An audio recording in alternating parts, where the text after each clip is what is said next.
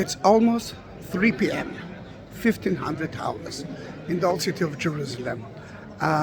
Why it's important for me to mention 3 o'clock?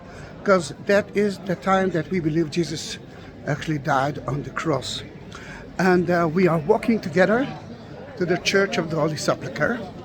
And today I'm going to bless the Bible of Carol. You see Carol in Hebrew and in English.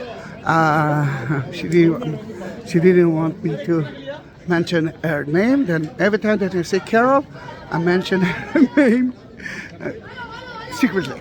But, all right, you saw me, you saw my mouth, which is that's important. The Church of the Holy Sepulchre. There's another reason why I choose to visit the church at that time.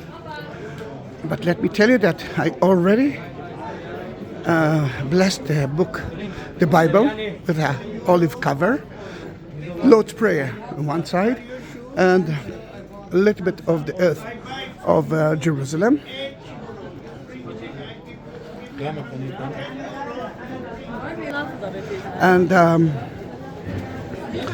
And the reason I want, then I blessed it already at 7 a.m. I bought it at 7 a.m. But then I went to guide a little bit, and I'm here now alone at 3 o'clock.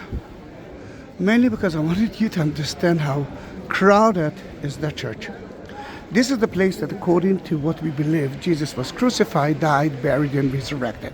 And before some of the Protestants will write me, no, it's not. He was buried at the garden tomb. Then let me tell you that there are two options.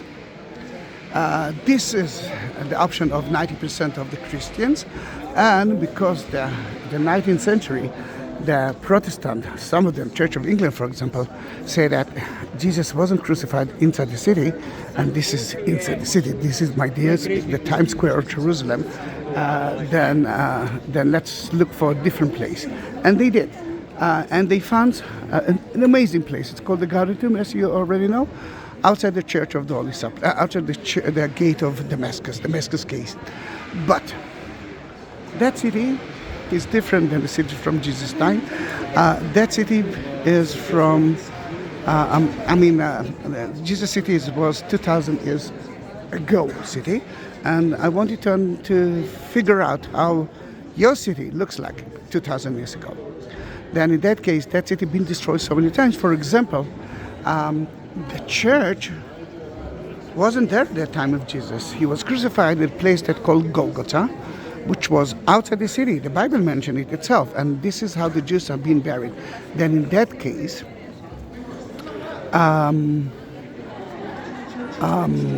the story that I'm going to tell you is the biblical story, but the place itself might be the place itself, but been destroyed so many times. Then when we will enter that church, you will actually look at me and say, Zahi, I cannot understand what's happening here.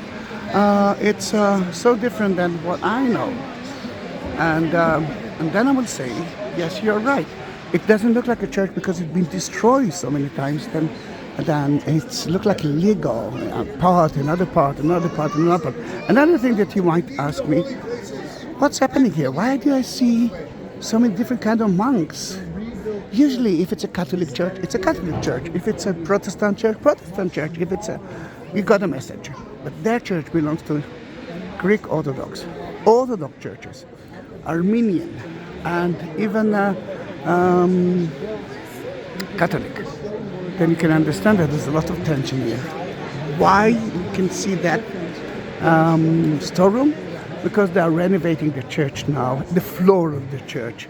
It took them 100 years to accept it because the church itself belongs to everyone. And they have to get a permit to do that, to build it, to renovate it. Because the one who is renovated it might be his church and not the others. There's so many complex things here. Then Carol, let's enter, but not before I will show you Anastasis, which is one of my Christian teacher for art.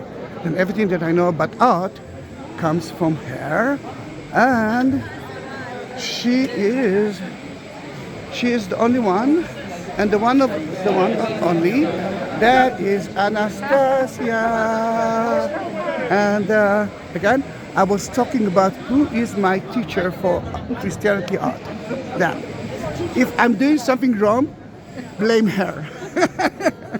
Bye. Right. Then this is the facade of the church of the Holy Sepulchre, but we are talking about the end of the 11th century and the beginning of the 12th century. Look how many people there are here. Remember, Jesus wasn't crucified inside the church. He was crucified at the Golgotha, which was outside the church, and we'll try to outside the walls, outside the city, and we'll try to convince you that I'm right. Sadly, they are renovating the church. It might be a little bit noisy, too many people, and they're closing part of their church because of their renovation. Before we will enter, let's look upstairs to see two windows. And let's go backward, and we will see a ladder at the right part of the window, right there. Those two windows belongs to the Armenian. They wanted to clean the outside side of the church, outside side of the windows. Then they took the ladder and started to clean it. The Greek Orthodox came to them and said, "Who told you that the outside side of the church is yours?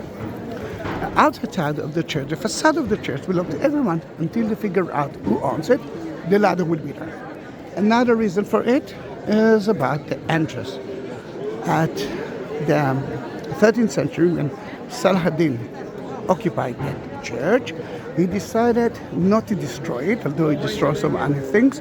He decided not to convert it into a mosque, but he decided to let people go in and out only if they will pay. Then first of all, what he did, he closed all the gates. And I can show you only two of the three. This one was closed by him, and there's another place that's been closed, and this is, by the way, the 10th station of the Via Dolorosa. That's where they stripped him from his clothes. Then now, and until now, there's only one entrance here. You can imagine how difficult it is when it's so crowded. And now it's empty compared to the Holy Fire, which is a Holy Saturday for the Protestant. And some of you wrote me a message, and they said that they saw so many policemen beating Christians. And this is so sad, Palestinian propaganda. What actually happened is that they had to stop pilgrims from enter to the church because it was too crowded, and some of them were, should I say it in a nice way, I'm talking about the pilgrims, too emotional. I mean, they wanted to do that now. I can understand that. They came mainly from East Europe, and for them to be here, it's important. But the only important thing is that not more than 7,000 people can be here. And in the Holy Fire procession this year, there were around 60 or 70,000 people. You can imagine how crowded it can be. That is one of the reasons that I decided not to be here this year, because it was quite crazy, I must say. And I wanted pilgrims to be here. I wanted to be there for you, but they were more important than us in that matter. They actually came to here. Then in that case, because the gate was closed, the Armenian used the ladder as an option to bring food and other things into their church.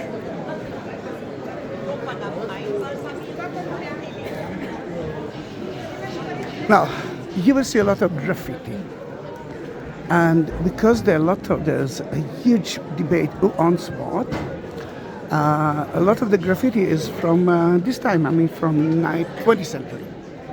But some of them are not. And a graffiti from 1489 or 84 is ancient thing. And this is, for example, here.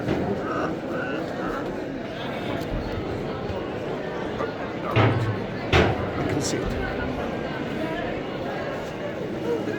Now, That column outside the church is very important to so many Orthodox people. First of all, look at the graffiti. There's a lot of crosses all over. I've been here, done that.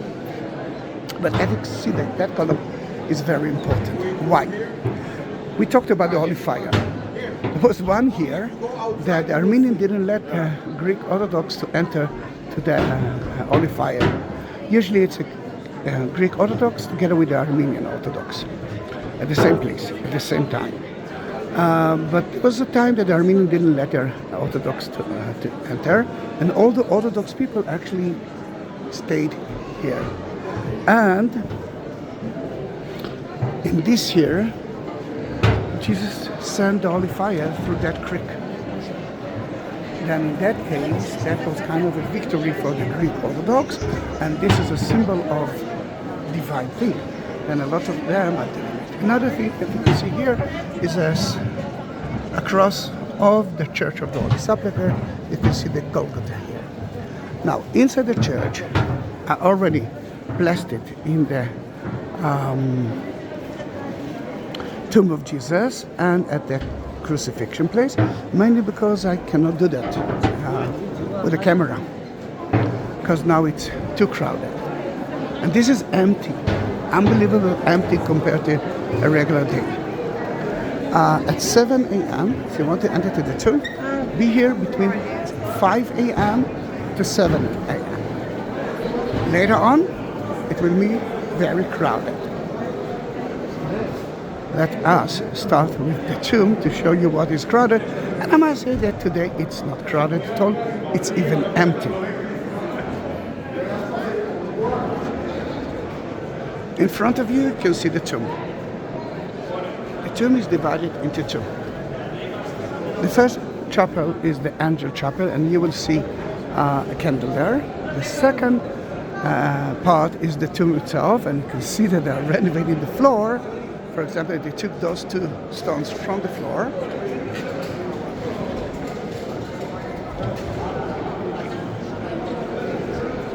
Then soon I will show you the tomb from the other side, from the outside side. But the line is nothing compared to what it was a few days ago. First of all, the floor is a wooden floor because here they're already excavated and renovated. Soon they will bring back the stones. The line usually starts there and goes all the way around it, around the Adicula, the tomb, and let me show you the facade of it.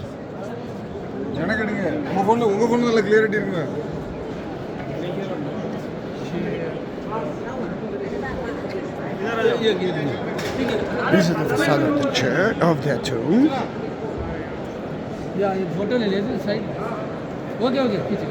It's difficult to see now the candle, but I'll try to show it to you before they will kick me out. Yeah, you see the candle now?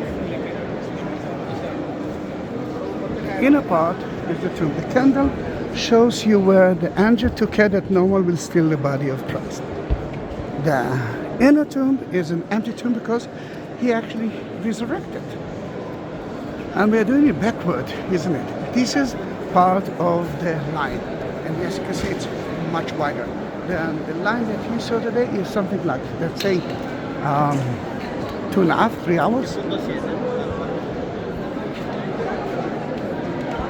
Remember, it goes all the way until the entrance. But we are entering to here. And this is totally empty.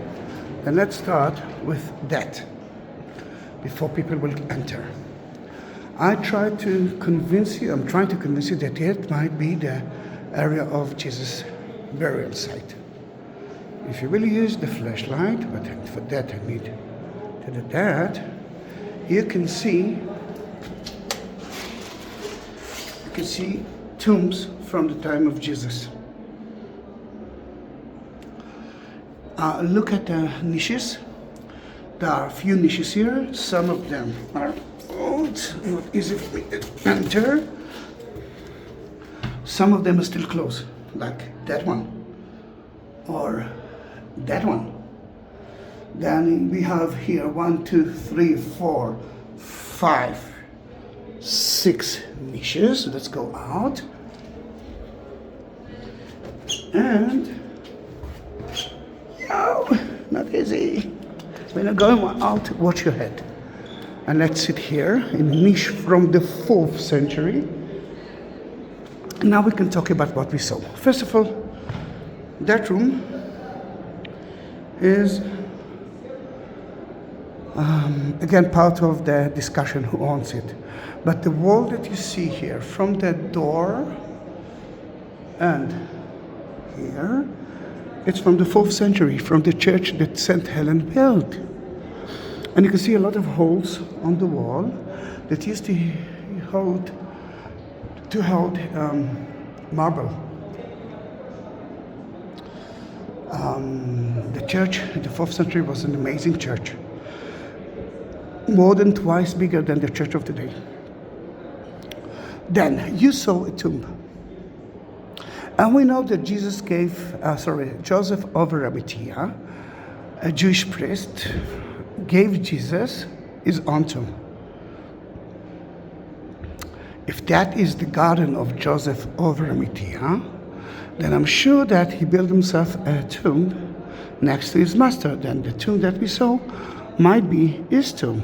Then Carol and everyone else. Let's talk about how Jews have been buried. For that, I will take the example of my mother. She was a Jewish woman and she died in August last year. She wasn't an easy woman, but it was a very important woman. See, now there's a group that entered. I will try to... No, feel free. Feel free. Hi, yeah. Then it will be less, it will be noisy.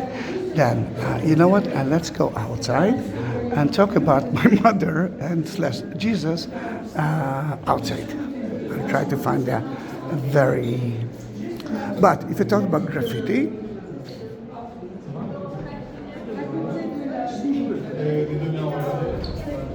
from our time, this is a pollution.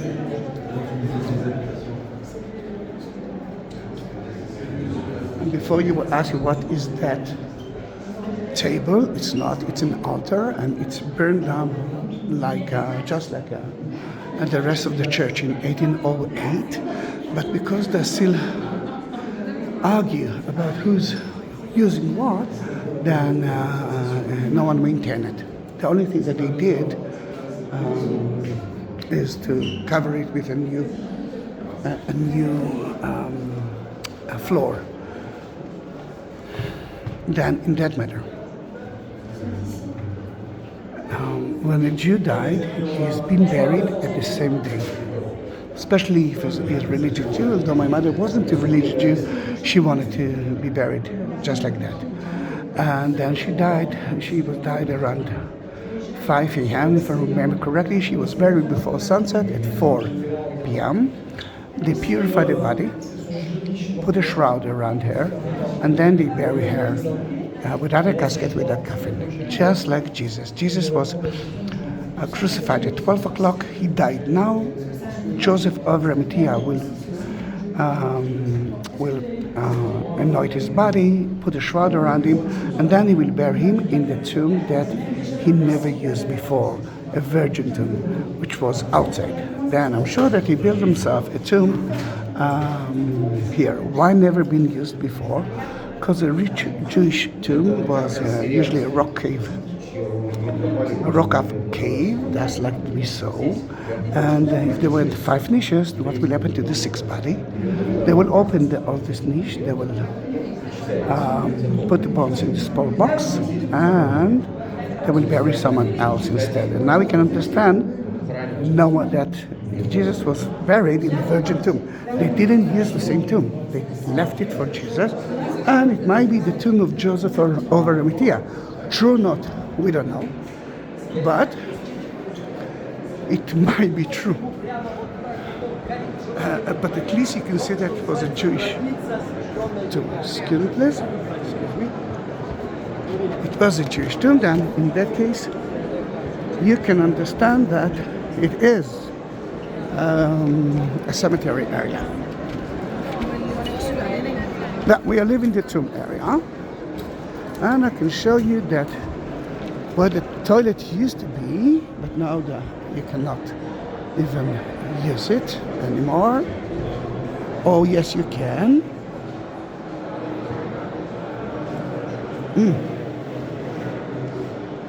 Here they already took the floor out, and the wall that you see here is from the 4th century. Then you can use the restrooms. They kept it open. But the prison of Christ, which is above there, you can not do it anymore. And I'm trying to show you something. That was the prison. I don't know if you saw a lot, because I'm not supposed to do that, but it's stronger than me. Then I did it quickly. Carol. The only thing that I can say that he gave me an amazing prayer, and he asked me to pray it by myself, and I already did it at 7 a.m. at the Golgotha that was empty. Oops, try to show you what's now. But it's such an amazing thing. But you mentioned that it's a private thing, and you didn't want me to pray it in front of everyone, and I will respect it. And he gave me another thing to mention, and I will do that later on. But this is the 15th station of the 14th station of the Via Dolorosa. I'm added it into the story because on Sunday Jesus resurrected, and the first one who saw him, Carol, were the women. Mary Magdalene. I must say that if you're talking about the crucifixion, it's mostly about the women, the disciples, except of John, never been there. They flee. Then according to the Catholic, Mary Magdalene was standing right there, while Jesus was standing right here.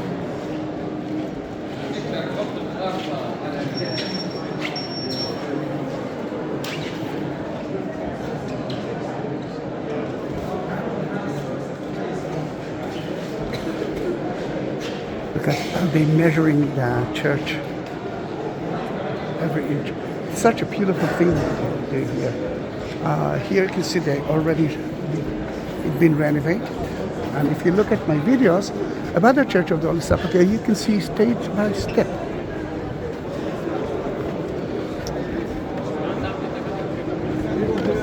Go here. This is the figure here. The idea was to take a video with a million people here. Sadly, it's only half empty. Right here, you can see the Armenian chapel.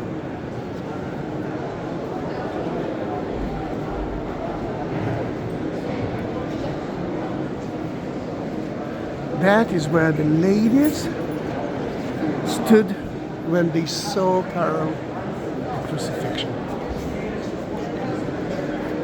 And before we're going to climb up to the crucifixion, I wanted to talk about two things. First of all, that ladder.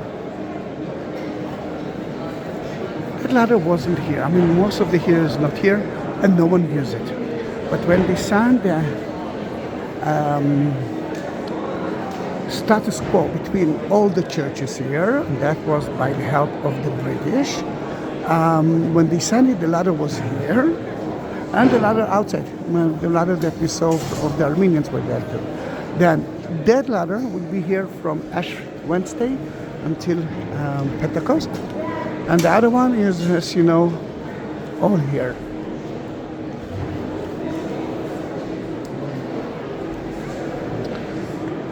Then, let me try to explain what we did. you saw the burial site. It's like a cave. You saw the cave of Joseph of Arimathea. Before that, you could see that they purified the body of Jesus. This is a big scene here.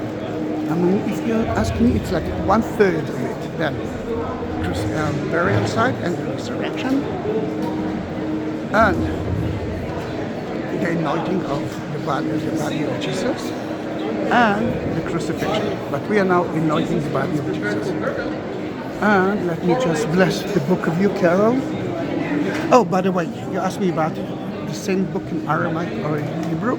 There isn't, but I added another book, a simple one, beautiful, with in Hebrew of the Bible. Then you will have those two options, and the other one is a present from the Hebrew one.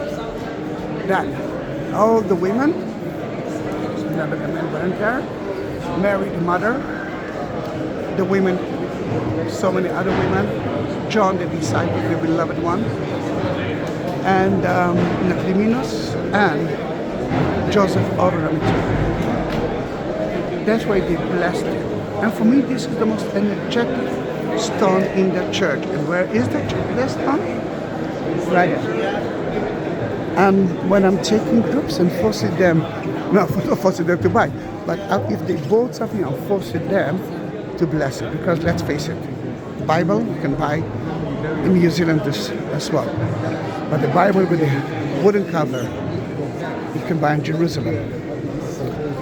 But the Bible that been blessed in the place that they anointed the body of Jesus is now a relic.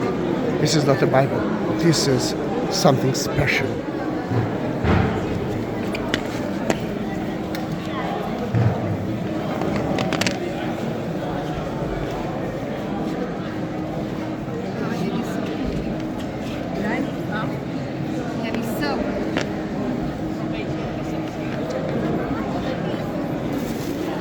Oh, the smell is amazing. I know that some of you that bought crosses actually mentioned that it still can smell the incense of it, the oil. Then it can be, I believe you, because I'm doing it every day, every time that I'm here, and I can smell myself even after taking a shower, and I'm taking a good shower. It's very hot here. Then in that case, now it's not a Bible. Now, the next question that you will ask me is how should you buy that Bible or any other crosses? For that, let me answer to you. Very easy. I stand right here. Usually there's not a lot of people at the side of the go to the link at the description beneath the video of Buy Me a Coffee, or go to Buy Me a Coffee and write my name, Zahi Shaked, and you will see it. Look for the extra, and there you can find so many things that I can buy, bless for you, and prepare a video. Then in that case, I will buy the product, the Bible or the crosses. I will bless it with a video in one of the places in Jerusalem. This time it's the Church of Holy Sepulchre, and of course I will send it back to you. Just don't forget, when it's happened a lot, to send me your address.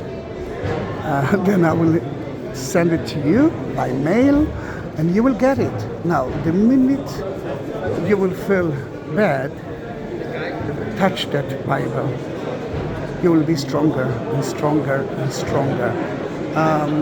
Then we saw where they anointed the body of Jesus, and let's talk about the crucifixion.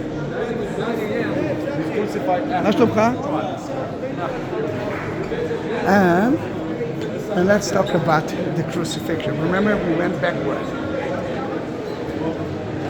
This is where Jesus was crucified, on a small hill by the name of Golgotha. Usually, people are asking me, what is the Golgotha? Then there is a little bit of problem. See, there are many glasses. if we are talking about Jerusalem syndrome, this is one of them. He is here from morning to night. He's blessing everyone. He's not bad. It's not good or bad. This is life. Then crucifixion. Let's go back to the real thing. I don't know who's the gentleman that climbed up, but it's important. There's the camera from the exit. And I saw that this is just before that. If you know who is it, yeah, please write something. The crucifixion was outside the walls. You can see it by yourself. And no one denies that. But everyone believed that was outside the wall. And you know what? I can accept it. He was buried, crucified with another tomb. But it's important for us that we cannot see them. And the mothers, this is the mother Mary is taking down the body of Jesus. And I must tell you something about Joseph of Arimathea with the white beard. And he hid himself from the believers because he knew that he would say that I believe in Jesus, the other Jews won't be happy. Then in that case, he had a very good connection with Pontius Pilate, and he asked him to get the body of Jesus, and he did it. Then in that case, the Golgotha didn't mention that it's a word in Aramaic, in Hebrew. This is a skull, Calvary. Is it a hill with the shape of a skull, like a garden tomb? Is it a hill of a crucifixion area? And because of it, you can see a lot of bones. But the most well-known bone is the skull itself, and it was the hill of Solomon skull. Can be, I don't know. The only place that the Golgotha was mentioned is in the Bible. There's no any other source outside the Bible that mentioned that kind of a place, and we don't know that. All right, he's going backwards. Remember, they are renovating the floor, and before we're going to climb up, I want you to see another place. Oh, can you hear the bell? Yes. Remember what's happened now? Jesus died on the cross. Let me be quiet, please.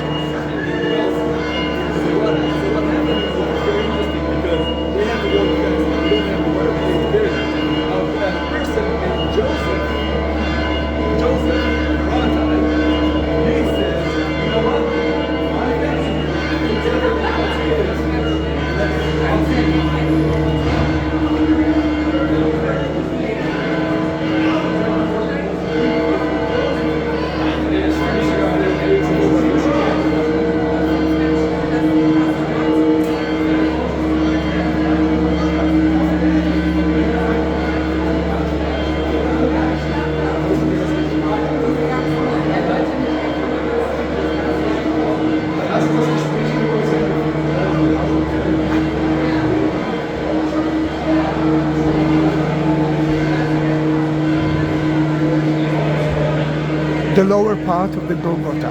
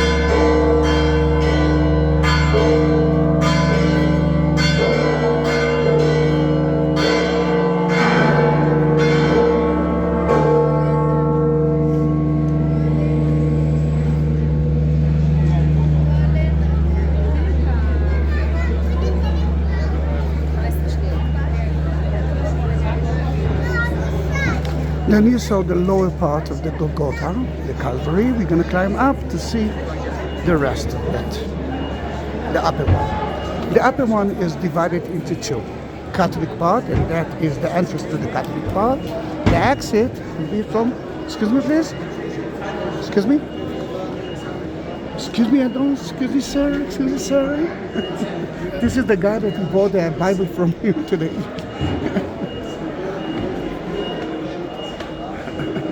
So funny to see now.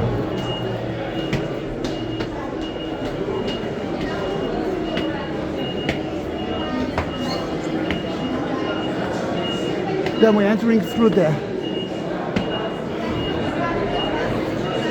Catholic part, and that's where they stripped him from his clothes.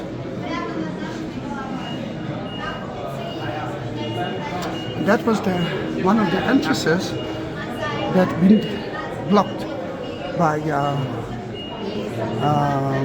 Saladin. I mean, it's a door. Take that cabin out, you will see the door, but it's closed. All right. That's where they nailed Jesus to the cross, right there. And there, see Mary with a spear in her heart.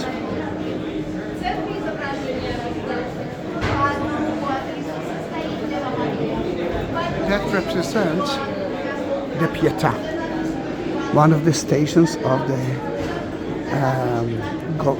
Via Dolorosa. It's important for me because Jesus was visiting the temple when he was around 40 days old, and this is the presentation at the temple. And there, Saint Simon told her that her son will die in front of her eyes. It will be like a spear entering into your heart, he said. And that represents the Pietà, because from that moment, Carol, she never smiled anymore. But let me sit here because of one more thing. Look at the ceiling. You see a beautiful mosaic, but everything that you see here and there, it's from 19th century, except that century. That one. That is from 12th century. This is the only mosaic that kept like that after the destruction. This is a miracle. And I don't know if you planned it or not. And let me try to find, an empty place now. Maybe at the Greek Orthodox part. Here it is. Let me see. Oh, there is a place to sit here, and I will do that. You can see the stone of the white there, the white tomb. And before we will talk about the crucifixion, I want to read you something that Carol asked me to read in front of you. And I asked myself for so many days, why there's no connection to the crucifixion area? I mean, the resurrection was in a different place. But then I said to myself, why they actually added the ascension of Jesus into here? This is not the church for that. Because they talked about the future. That's my answer to it. And she wanted me, God, it's so dark here, to read the ascension of Jesus.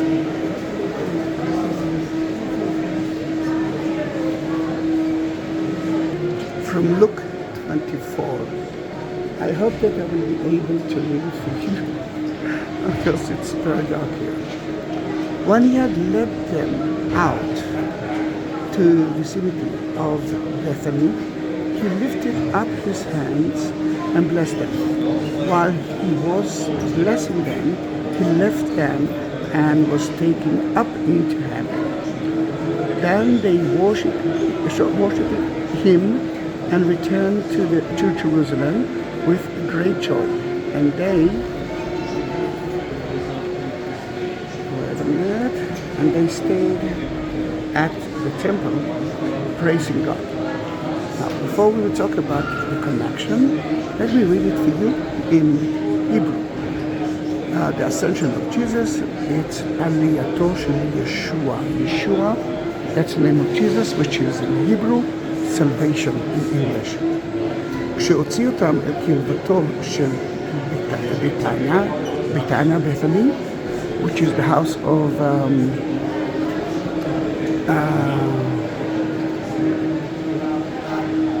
the house of the poor people. הרים את ידיו ובירך אותם. בעודו מברך אותם, עזב אותם ועלה לשמיים. לאחר מכן סגדו לו וחזרו לירושלים בשמחה רבה. והם נשארו כל הזמן בבית המקדש מעללים את אלוהים. Now there are a few options, because it's like a riddle. Temple. The Jewish temple is not here. The Jewish temple is, let's say, 400 meters from here, 1,200 feet from here. But according to the Christian, every church is the temple. And in that case, this is a temple as well. Now remember, the future was on the wall, and this is the one that left here. The rest of the mosaic wall is new. And in that case, we're talking about the future, because we know, Carol, that soon it will come back. If it will come back from the same place, and that's going to be the resurrection place. One day, soon I will go back to the Ascension Church to talk about what's happened there, because it's very close to those days, and Pentecost is on the way as well. And then I love that idea. Now when we know everything about that carol, and I already read your prayer, which is amazing. I will read it again at the end of the video, because I feel like I need to do that. Let me talk about the crucifixion place, but for that you need to go there.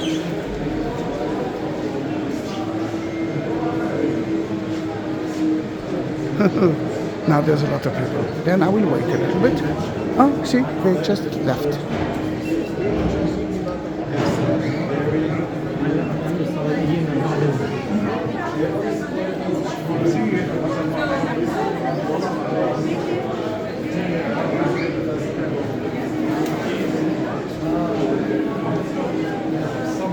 Then in that case, here you can see the crucifixion area.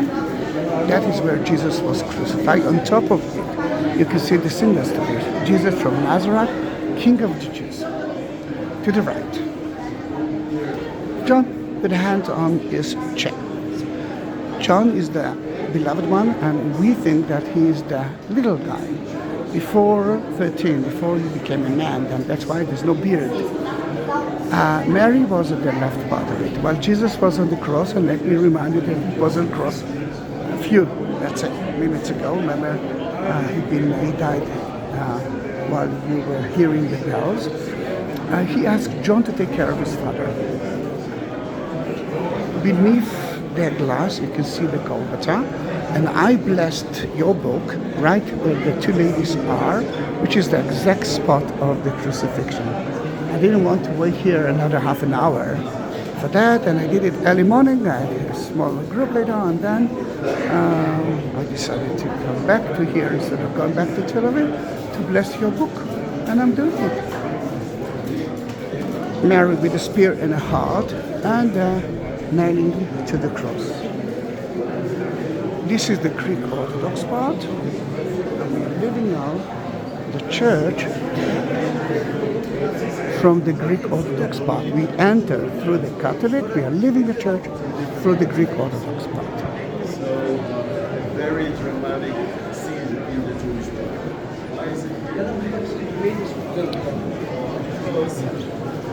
Let me show you one more thing. I know that we didn't close it yet, and soon they will do that. Then we can do that today. But again, above us is the second Golgotha of the Armenian. Here you can see where they anointed the body of Jesus. And that's where I blessed your book as well. And the tomb is right there, just behind the Armenian chapel.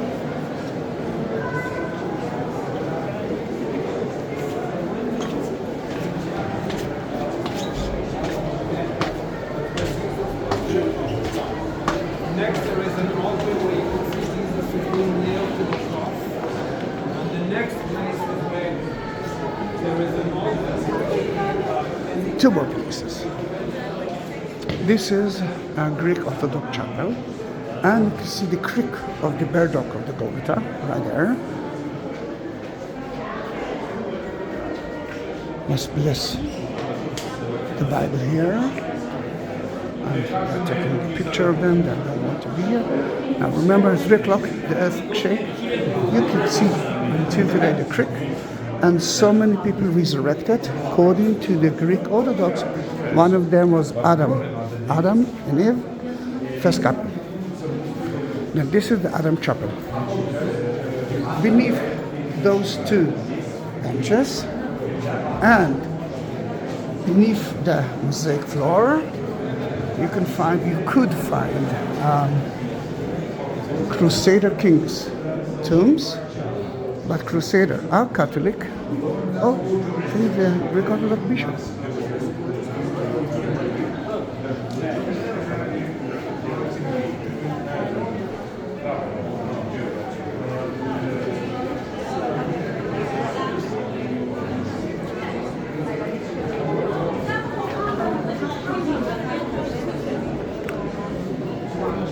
Then, Crusaders, Catholic, Greek Orthodox against the Catholic. I must say that the Crusaders, when they came to the city, they butchered the Greek Orthodox. Then there's not a lot of love between those two. And here, for example, it's a beautiful chapel of the Armenian, but as you see, they close it because they're renovating the floor. And thus, I don't know if I think if I'll take a video, they might be angry at me, but you know what? I cannot say no.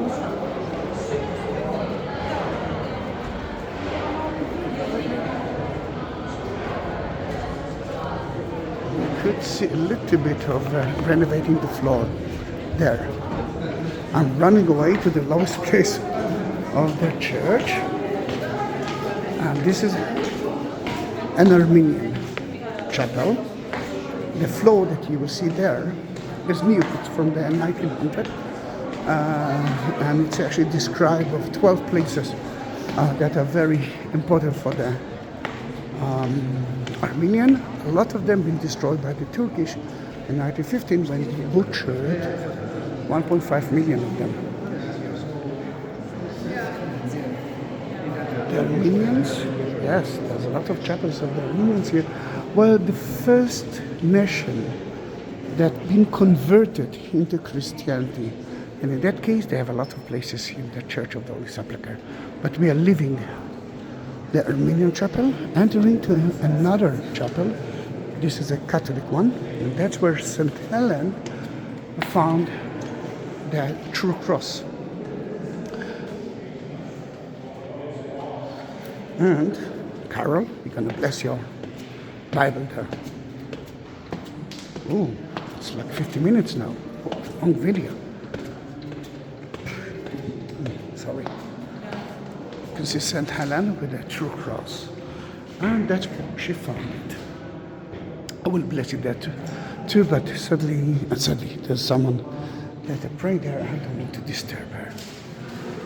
Not in Jerusalem. If you are excavating, you are reaching the lower places. And what we see here is a quarry. And let me use the flashlight. Maybe you will see it better. This is a quarry from the time of King Herod. A quarry is always outside the city. Why? Because real estate, why not? And that place was outside the city. Later on, they turned it into a water system because there's not a lot of rain, a lot of water source. in Jerusalem, and you see the bucket holes up there. That is where they found the true cross.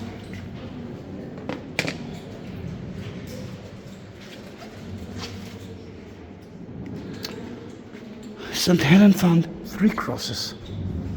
She took an old lady, sick lady.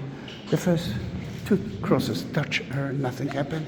The third one, you know that the power of Jesus actually cured her. Some people mention about a dead body funeral, that he resurrected or she resurrected because of touching the true cross. Then we are climbing up, and on the way we will say thank you, and I hope that you already subscribe my channel. If you want to buy yourself the crosses and the Bible, buy me a coffee. It's the link. Look for extra and you will find all the options, and you can always ask me. I will send you the link for it. Thank you very much for being with me in those 50 minutes. See you. Bye. Thank you, Carol.